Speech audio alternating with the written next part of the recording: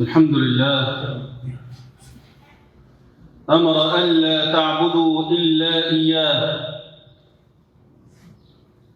لا مضل لمن هداه ولا هادي لمن أعماه، ولا ساتر لما أبداه ولا مظهر لما أخفاه.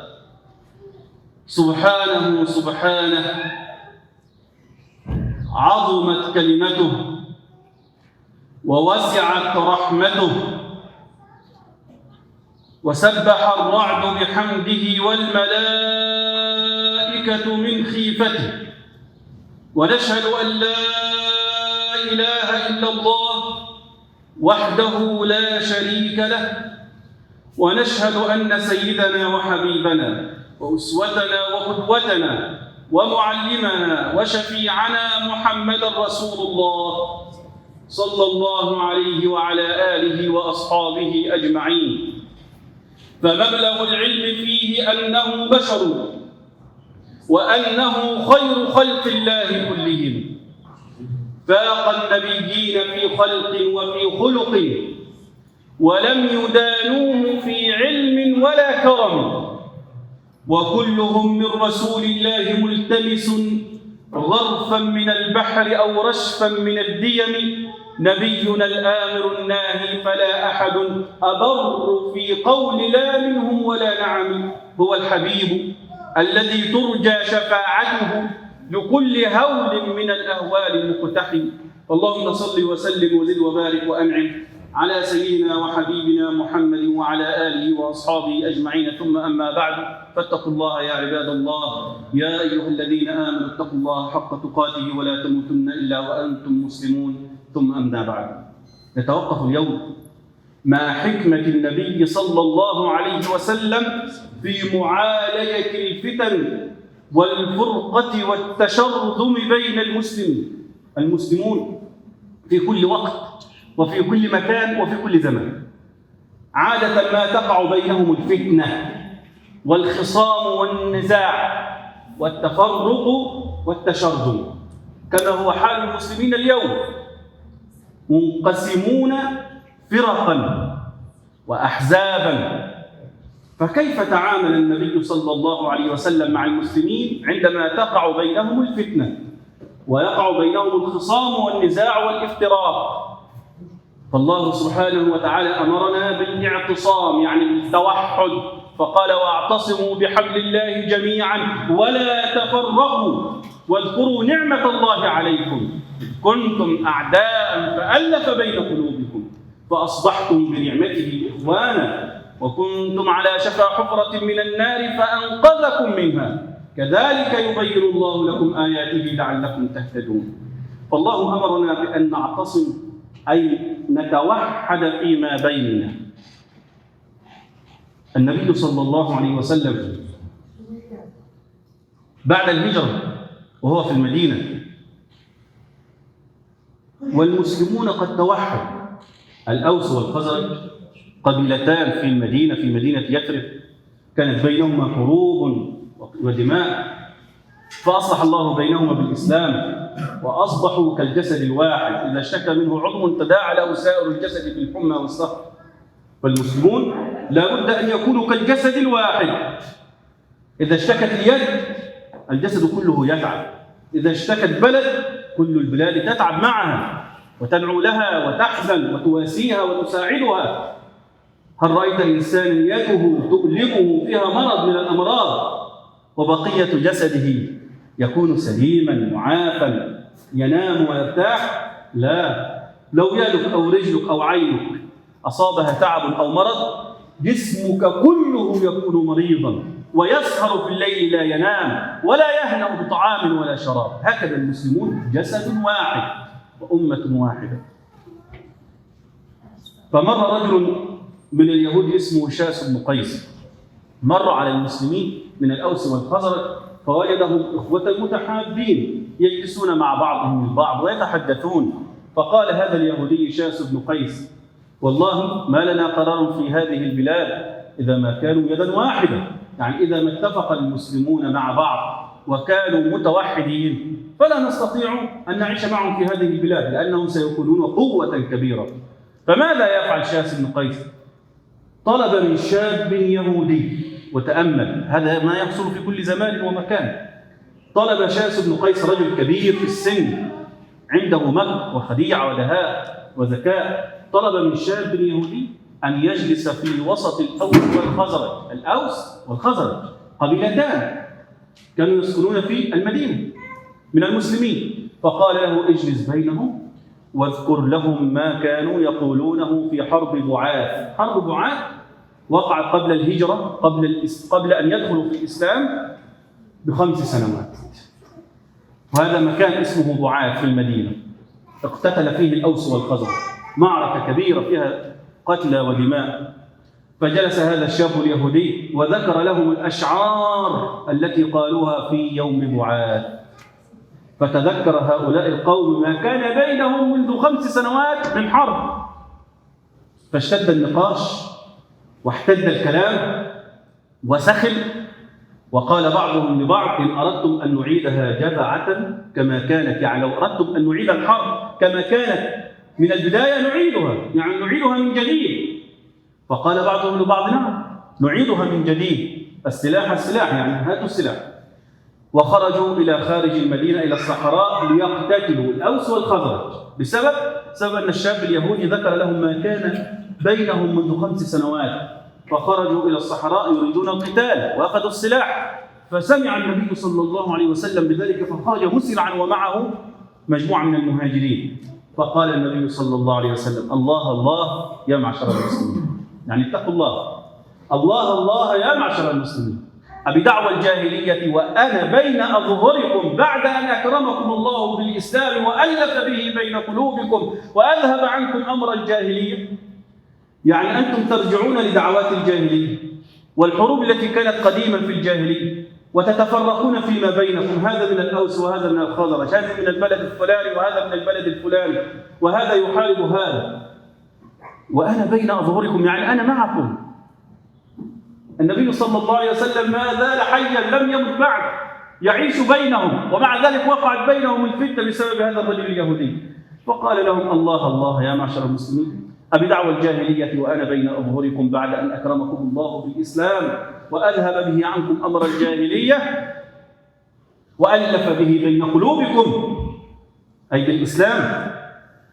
فعرف القوم يعني الأوس والخزرج أنه نزغة من الشيطان، فألقوا السلاح وبكوا واحتضن بعضهم بعضا، يعني ألقوا ما في أيديهم من سلاح ونسوا أن يقوموا بالمعركة، واحتضن بعضهم بعضا وبكوا لأنهم عرفوا أنها نزغة من نزغات الشيطان، يعني هذا الشيطان اليهودي نزغ فيما بينهم، حرش فيما بينهم. نعم، هذا هو الذي يخافه علينا النبي صلى الله عليه وسلم. لا يخاف علينا أن نرجع فنعبد الأصنام. لن تجد مسلما الآن يسجد للأصنام أبدا، 2 مليار مسلم، لن تجد فيهم مسلما يعبد الشجر والحجر، لكن ستجد كل المسلمين إلا ما رحم ربي ينجح الشيطان من الإنس أو من الجن في التحريش فيما بينهم، أي في نزغة الشيطان، أي في أن يشعل بينهم الفتنة. فقضى النبي صلى الله عليه وسلم على هذه الفتنة في مهدها ووحد المسلمين صفا واحدا. وبعد ذلك في سفر من الأسفار يأتي دور المنافق عبد الله بن أبي بن سلول في رحلة من الرحلات مع النبي صلى الله عليه وسلم والمسلمين. ضرب رجل من المهاجرين رجلا من الأنصار ضربة على ظهره بيده، ضربة خفيفة بسبب تنازع على بئر ماء من يدخل أولا، دفعه هكذا دفع خفيف ليس فيها شيء. فقال الرجل الأنصاري يا للأنصار أين الأنصار؟ وقال الرجل المهاجر يا للمهاجرين أين المهاجرين؟ فسمع النبي صلى الله عليه وسلم هذا الكلام فقال ما بال دعوى الجاهلية؟ يعني واحد من الأنصار ينادى على الأنصار، واحد من المهاجرين ينادى على المهاجرين، كأنكم تريدون أن تصنعوا معركة وحربا وفتنة. فقال النبي صلى الله عليه وسلم ما بال دعوى الجاهلية؟ فقال الصحابة: ضرب رجل من المهاجرين رجلا من الأنصار. فقال النبي صلى الله عليه وسلم: دعوها فإنها منتنة. أيتركوا هذه الفتنة وهذا التحزب والتفرق والتشرذم، فإنها منتنة أي سيئة لا تأتي بخير. فلما سمع عبد الله بن أبي بن سلول زعيم المنافقين ما وقع بين رجل من المهاجرين ورجل من الأنصار، أمر طبيعي يحصل في كل مكان، بل ربما يحصل بين الأخ وأخيه، أن يدفعه أو أن يضربه بيده ضربة خفيفة، ماذا قال عبد الله بن أبي بن سلول؟ لا بد أن يشعل الفتنة ولا بد أن يزيد في الكلام. فقال عبد الله بن أبي بن سلول: أما قد فعلوها؟ يعني هل المهاجرون وصلت لهم الجرأة أن يضربوا رجلا من الأنصار؟ لئن رجعنا إلى المدينة لا يخرجن الأعز منها الأذل. لما نرجع إلى المدينة، هم خارج المدينة الآن، لما نرجع إلى المدينة سوف نخرجهم من بلدنا، لا يخرجن الأعز منها الأذل. فقال سيدنا عمر: يا رسول الله، دعني أضرب عنق هذا المنافق، يعني أضرب عنق عبد الله بن أبي بن سلول لأنه منافق يحرج بين الناس ويفتن بين الناس. فقال النبي صلى الله عليه وسلم: دعه يا عمر، يعني اتركه يا عمر، لا يتحدث الناس أن محمدا يقتل أصحابه.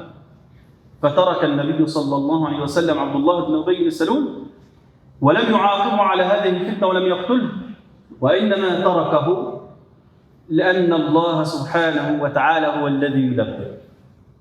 فماذا فعل النبي صلى الله عليه وسلم وماذا حصل؟ لو تركه النبي صلى الله عليه وسلم هكذا يجلسون في راحة وفي وقت فراغ، فستنتشر الفتنة شيئا فشيئا، وكل إنسان يزيد كلمة حتى يصلوا إلى المعركة. فماذا فعل النبي صلى الله عليه وسلم؟ قال: يا عمر، نادي بالرحيل.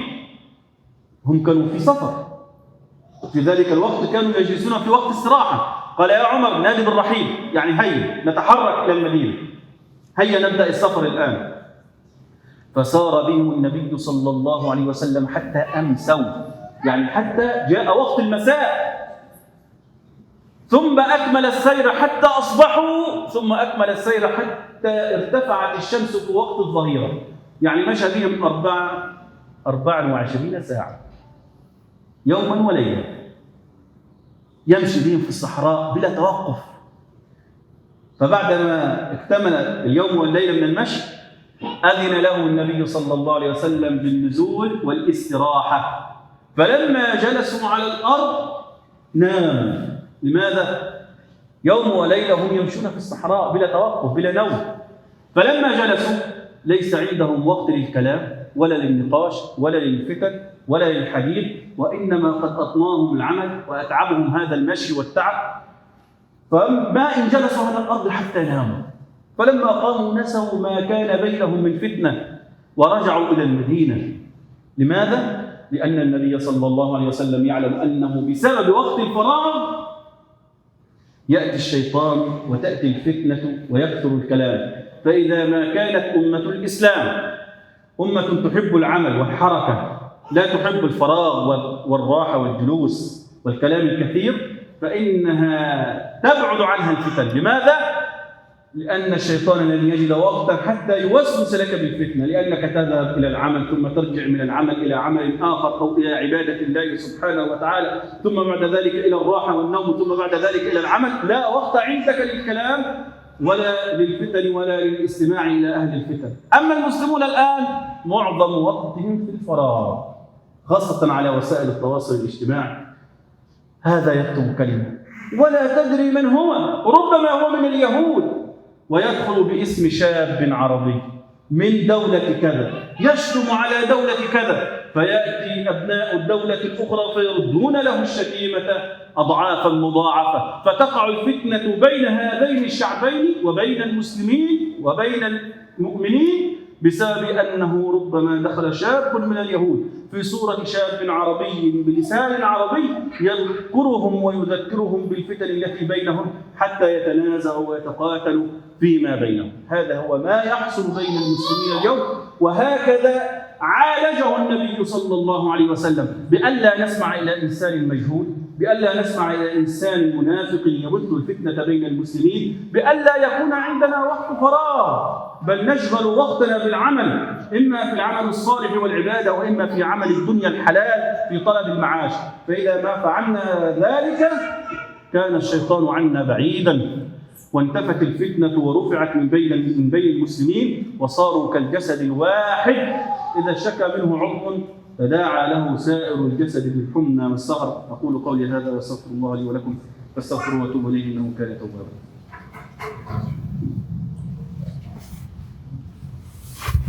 السلام عليكم ورحمة الله وبركاته. Nosso irmão Sheikh Fahmy hoje, dando continuidade às suas falas sobre o nosso querido amado profeta Muhammad sallallahu alaihi wasallam, ele aborda de maneira bastante inteligente mais um tema que se refere ao comportamento do profeta, a sua forma de agir e de pensar em relação aos problemas é totalmente condizente com o que se passa hoje entre os muçulmanos. Allah subhanahu wa ta'ala, Deus Todo-Poderoso, no Alcorão Sagrado, diz: e apegai-vos todos ao vínculo de Deus e não vos dividais. Recordai-vos das mercês de Deus para convosco, porquanto éreis adversários mútuos, e Ele conciliou vossos corações, e mercê de sua graça vos tornastes verdadeiros irmãos. E quando estivestes à beira do abismo infernal, dele vos salvou. Assim Deus vos elucida os seus versículos para que vos guieis.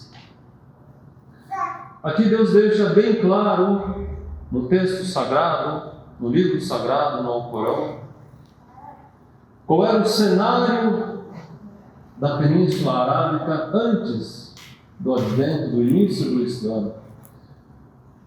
Povos caracterizados por tribos que entre si disputavam, guerreavam, combatiam, simplesmente com a finalidade dessa vida aqui, simplesmente focando no seu interesse material. Eram idólatras. A espiritualidade idólatra não é capaz de levar o ser humano à salvação, porque a idolatria é um grave pecado. Isso é bem claro no Islã. Deus, o Criador Todo-Poderoso, é único. O seu caminho é único. Tudo que diverge dele é pecado. Tudo que diverge dele leva à perdição, leva à destruição. E todos os caminhos têm em comum o interesse pela vida mundana, pela vida material e ilusória. Só que a maioria das pessoas até hoje não percebeu. Mesmo aqueles que se dizem crentes, mesmo aqueles que se dizem muçulmanos, mesmo aqueles que dizem acreditar em Deus Todo-Poderoso, cometem erros e pecados porque sempre colocam acima de tudo essa vida mundana, material e passageira. Esquecem que a próxima vida é incomparavelmente melhor e eterna. Então Deus nos lembra e lembra a todos os muçulmanos qual era a realidade do povo árabe, dividido, rachado, fragmentado. E Ele uniu todas essas tribos em torno da mensagem do Islã e pacificou e uniu os seus corações. Numa passagem da história islâmica, quando o profeta Muhammad sallallahu alaihi wasallam, que as bênçãos e a paz de Deus sejam com ele, e os seus companheiros, os muçulmanos de Meca, migraram para Medina, os muhajirin, eles enfrentaram muitos problemas. Saíram de Meca por conta da opressão dos idólatras, dos incrédulos, dos inimigos do Islã. Mas em Medina também havia os opositores, da mesma forma, idólatras, incrédulos. Além deles, várias tribos judaicas que eram inimigas dos muçulmanos. Dentre essas tribos havia um homem idoso, já velho, os antigos residentes de Medina, naquela época ainda se chamava Yathrib, antes de se chamar Medina, chamava-se Yathrib. Esse homem chamado Shaz ibn Qais, ele não se conformava com essa união dos muçulmanos, com essa força, com esse amor que surgiu entre eles após terem abraçado o Islã. Vendo-os como inimigos, ele entendia o seguinte, que se todos os muçulmanos se unissem, se de fato fosse uma força única, sólida, os judeus seriam prejudicados, não teriam mais o seu poder de domínio, não teriam mais o controle sobre a cidade. E os conflitos se resumem a isso. Não são guerras por religião, não, são disputas pelo controle, pelo poder. Tudo isso é a essência do materialismo, a essência da natureza humana que busca essa vida, achando que ela é o fim de tudo, é a finalidade máxima, totalmente errada. Quando esse homem chamado Shaz ibn Qais, ele viu grupos de duas tribos que antigamente eram fortíssimos rivais entre si, a tribo Aus e a tribo Khazraj, conversando, se confraternizando como irmãos.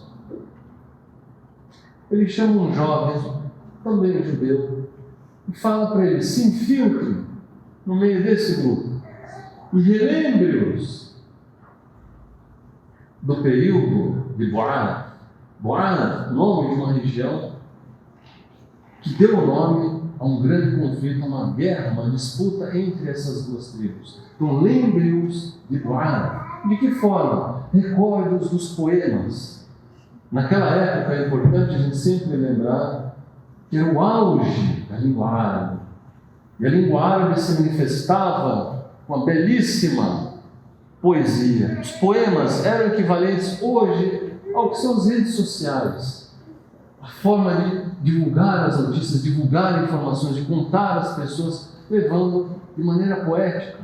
Então esse jovem se infiltrou no meio desse grupo e começou a recitar esses poemas, lembrando daquele grave conflito entre ambas as tribos. E imediatamente começaram então as discussões, os desentendimentos entre aqueles homens.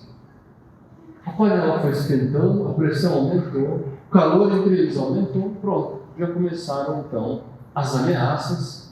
E a gente agora então pode retomar e voltar de onde a gente parou. Então vamos. Ah, vocês querem começar a guerra? Vamos, então peguem suas armas. E começaram então a se deslocar em direção ao deserto para iniciar o combate.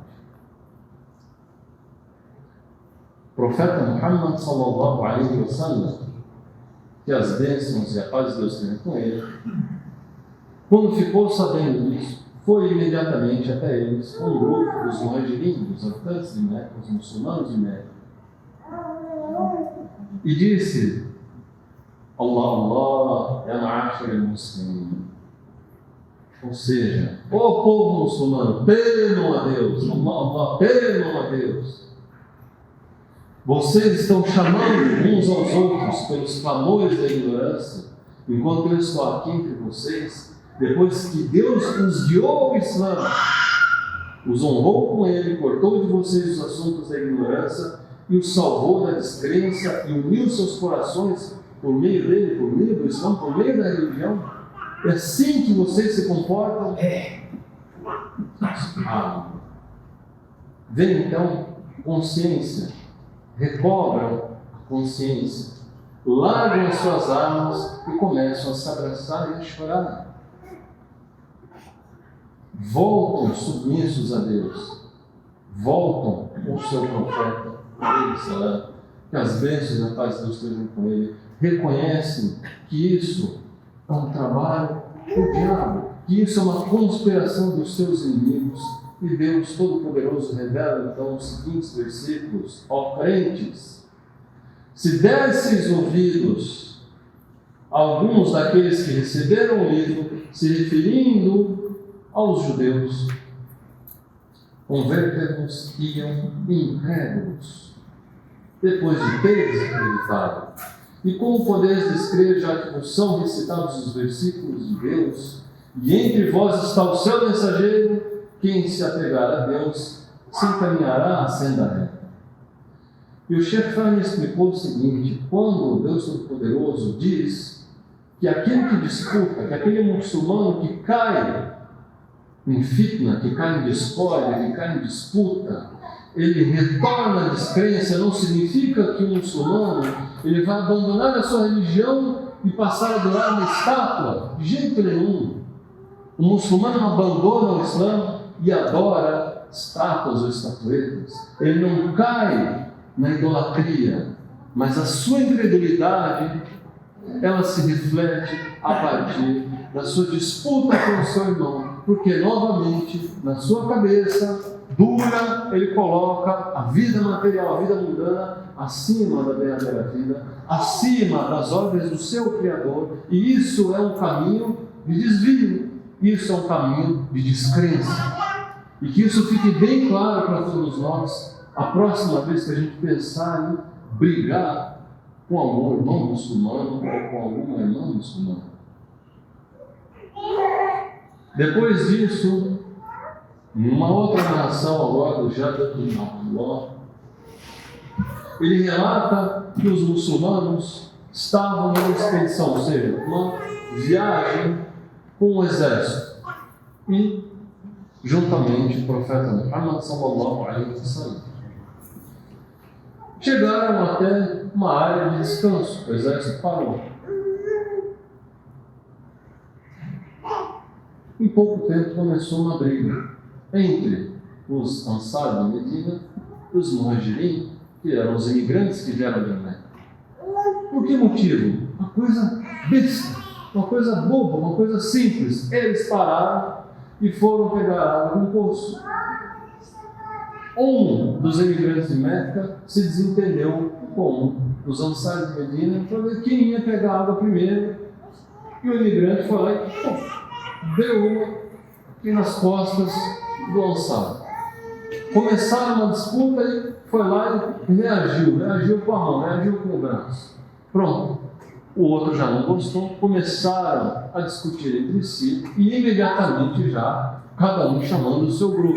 Ya Ansar, o outro, Ya Muhajirin. O que é isso? Ó, os Ansar, vem cá, vem. E o outro, ó, imigrantes, venham. Cada um chamando o seu grupo. Isso não acontece até hoje. Quando os muçulmanos se desentendem entre si, cada um chamando o seu grupo, os seus apoiadores, até dentro das mesquitas a gente vê isso. O profeta ouviu rapidamente, foi até eles e perguntou: o que é isso que vocês estão fazendo? Que chamado da ignorância é esse? Profeta, mas o imigrante bateu no irmão dos Ansar e começa a querer se justificar. De imediato o profeta acorda e fala: deixem disso. Isso é repulsivo, esse comportamento de discutir e já em seguida chamar os seus pares para vir brigar. Isso é feio. Entre eles, e é importante que a gente saiba e entenda isso, havia um homem chamado Abdullah ibn Ubay. Ele era muçulmano, mas era um muçulmano hipócrita. Era um muçulmano hipócrita, infiltrado entre os muçulmanos, e isso já é algo bastante presente na fase do Islã, na segunda fase desse período inicial do Islã, na cidade de Medina, pós-migração do profeta e os seus companheiros.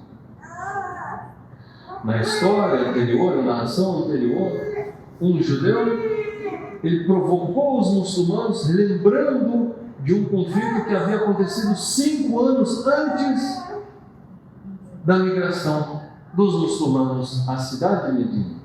Agora a gente tem um muçulmano hipócrita, infiltrado, provocando, querendo ampliar um atrito bastante simples, algo pequeno, algo bobo, que começou quando foram pegar água no poço.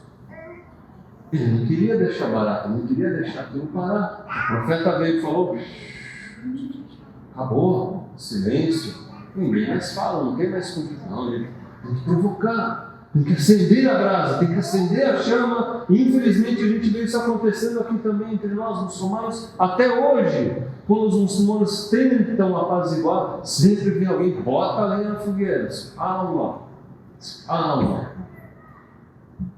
Então ele fala, não, que isso, eles, os imigrantes, fizeram isso, por Deus, se nós voltarmos, ou ao voltarmos a Medina, nós expulsaremos esse povo, ou seja, os Ansar de Medina vão expulsar os imigrantes de Meca. Olha só como ele reage, botando mais lenha na fogueira, querendo ampliar o problema. Imagine a seguinte situação: grupos de homens brigando entre si, dois grupos se desentendendo, e está todo mundo ali parado, né? O exército para para descansar, tomar uma água, cochilar, estão com o tempo livre, em outras palavras. Assim como nós, quem fica à toa, parado na vida com o tempo livre, aqui ó, começa a trabalhar a cabeça do pessoal, e vai provocando, vai provocando. Omar ibn Khattab sabia que esse homem, Abdullah ibn Ubay, era dos hipócritas. Isso é uma informação mantida em segredo pelo profeta. E os companheiros, obviamente, mais próximos. Então, Omar chega até o profeta e falou: profeta, deixa que eu mato o seu amor, acabo com esse hipócrita agora. Corta a cabeça dele. O profeta falou: não, deixa. Deixa para que não digam depois que o profeta Muhammad ele matava seus companheiros. De jeito nenhum. Mesmo sabendo que é hipócrita, deixa. E vem então uma estratégia brilhante, mostrando a sabedoria do profeta que nós devemos imitar. Usar esse cérebro que Deus nos deu. Ele fala: ó, mano, ordena todo mundo que parta, ou seja, todo mundo levanta. Vamos sair daqui. Ninguém vai ficar parado descansando. Levanta, todo mundo, vamos embora. E foram, gente. Foram, caminhando. O dia foi passando. E eles caminhando no deserto. Caminhando, escureceu. Ele parou? Não, vamos andando. Caminhando. A noite inteira, esse exército vagando. Amanheceu o dia. Continua. Olha que o sol ficou bem forte já. 24 horas de marcha do exército, todo mundo cansado, bem cansado. Já deixaram de lado o problema, ninguém mais quer saber de disputa, nem de assunto nenhum. Aí o profeta então ordenou que eles parassem, todo mundo dormindo, cansados, dormiram, adormeceram. Acabou o problema. Acabou o problema. Esses são os exemplos que a gente tira da vida do nosso querido profeta Muhammad sallallahu alaihi wasallam. Essas são as lições que ficam para nós, para que durante a lembrança, a recordação do seu nascimento, o muçulmano não caia na armadilha de se tornar um imitador de outras culturas e outros povos e falar: vamos fazer festa de celebração do nascimento do profeta, sem nem lembrar quem era esse homem, o que ele fazia, o que ele nos ensinou e qual foi o seu legado. O seu legado não foi festinha de aniversário, o seu legado foi a união em torno do Islã, união que a gente deixou de lado, união que a gente esquece quando vê os nossos irmãos palestinos morrendo, massacrados, e a gente fala: eu não sou palestino. Agora são os nossos irmãos libaneses sendo assassinados. Eu não sou libanês. Amanhã vai ser a vez do Egito. Já pegaram a Síria, batem no Iêmen. Mas o que eu tenho a ver com isso? Eles são muçulmanos, pelo amor de Deus. Se eu vou fechar os meus olhos, amanhã eles dominaram todo o Oriente Médio. Depois de amanhã, quem diz que eles não podem chegar até o Brasil? Alguém que acha que eles escolhem: não, vamos ficar só nesse lugarzinho, só nessa cidadezinha. Os muçulmanos acusam uns aos outros de mentiroso, de culpado, você que começou, a gente estava bem, a gente estava bem antes desses conflitos. Os muçulmanos vivem bem ao redor do mundo.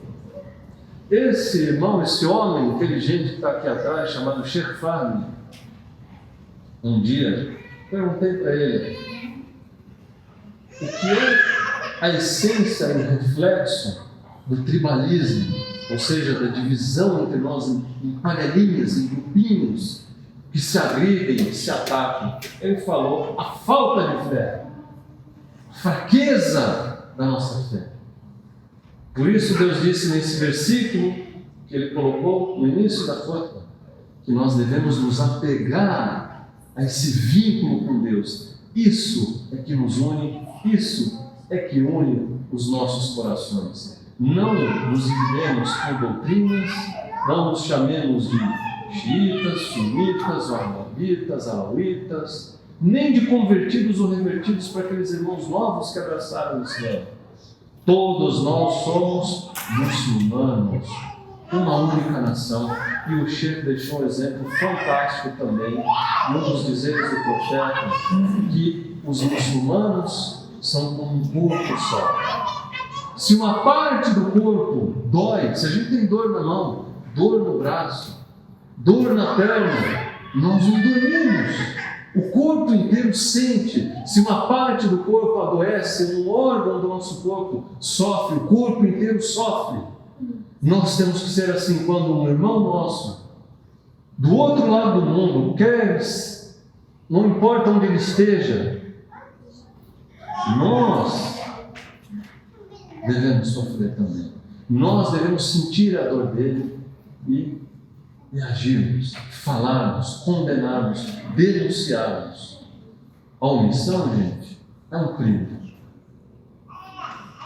Assalamu alaikum wa rahmatullahi wa barakatuh. Peço só para que os irmãos, depois da oração fúnebre que o Sheikh faz também toda sexta-feira, a gente já está prestes a completar um ano dos crimes sionistas. Na semana que vem a gente completa um ano que o Sheikh Fahmy nos lidera na oração fúnebre da Janaza, e deem atenção aos irmãos da Malásia, essa Jamaat que chegou aqui ontem para ficar conosco pelos próximos dias. Muito obrigado.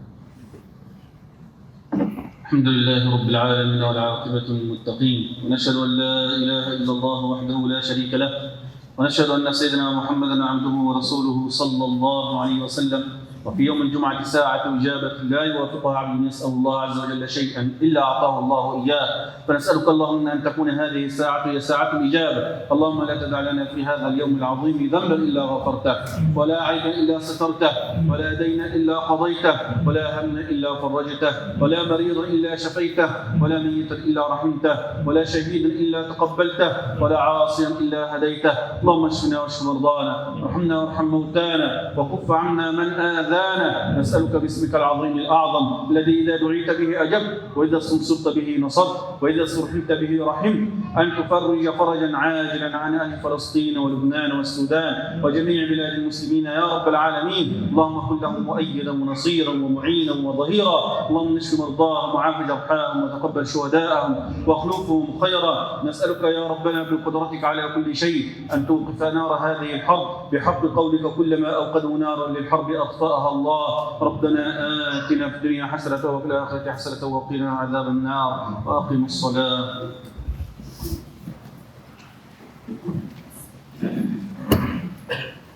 الله أكبر الله أكبر.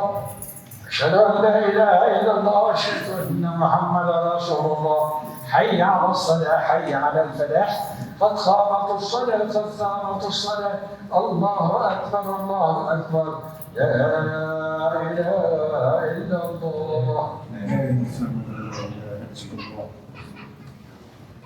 استقيموا واعتدلوا رحمنا رحمكم الله. الله أكبر.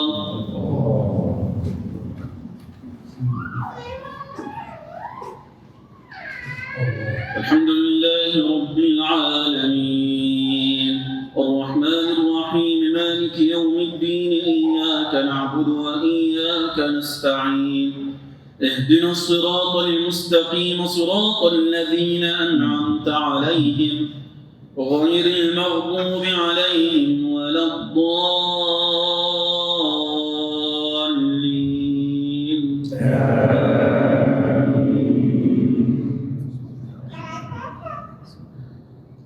يا أيها الذين آمنوا إن تطيعوا فريقا من الذين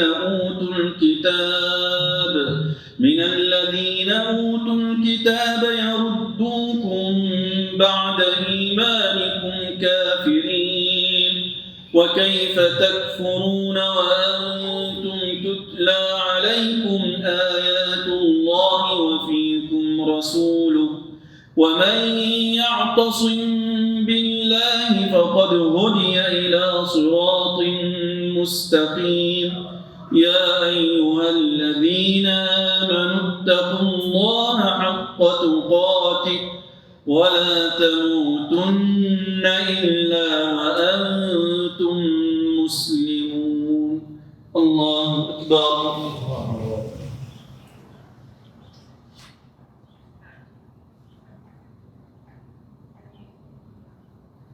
سمع الله لمن حمده.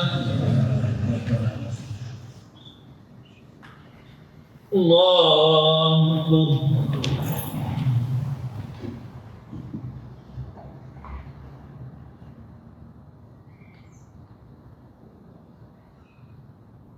الله أكبر. الله أكبر.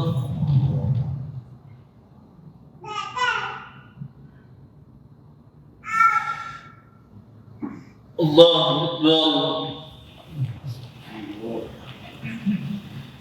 الحمد لله رب العالمين الرحمن الرحيم مالك يوم الدين إياك نعبد وإياك نستعين اهدنا الصراط المستقيم صراط الذين أنعمت عليهم غير المغضوب عليهم ولا الضالين.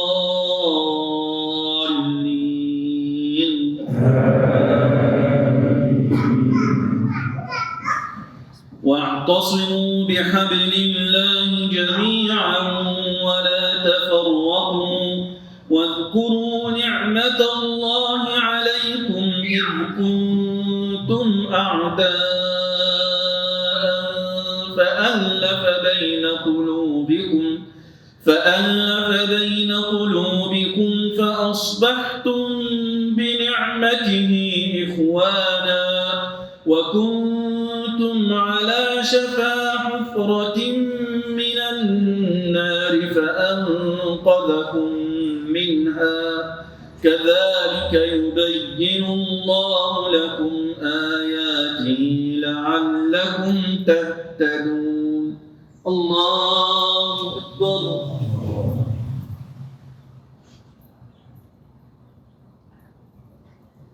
سمع الله لمن حمده. الله أكبر.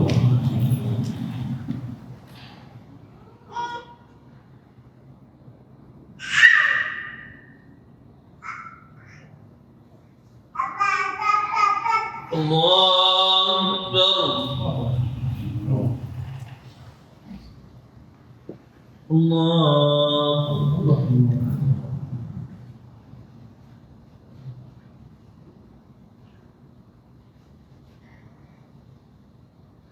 الله أكبر.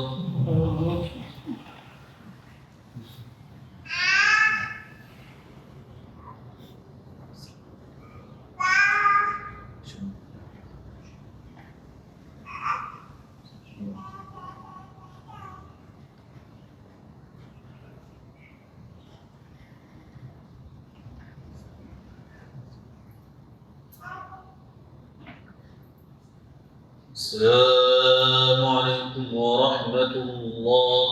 السلام عليكم ورحمة الله. نصلي صلاة الجنازة صلاة الغائب على أرواح الشهداء في أرض فلسطين ولبنان نسأل الله لهم الرحمة والمغفرة. الله أكبر.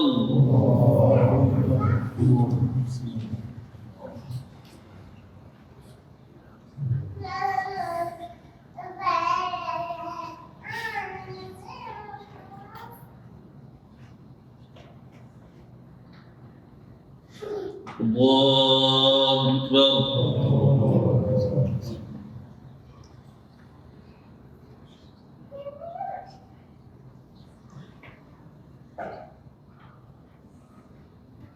الله أكبر.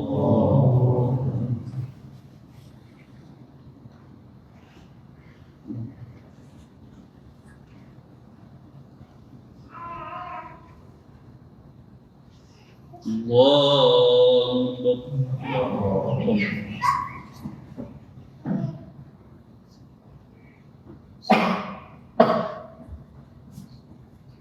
السلام عليكم ورحمة الله. السلام عليكم ورحمة الله.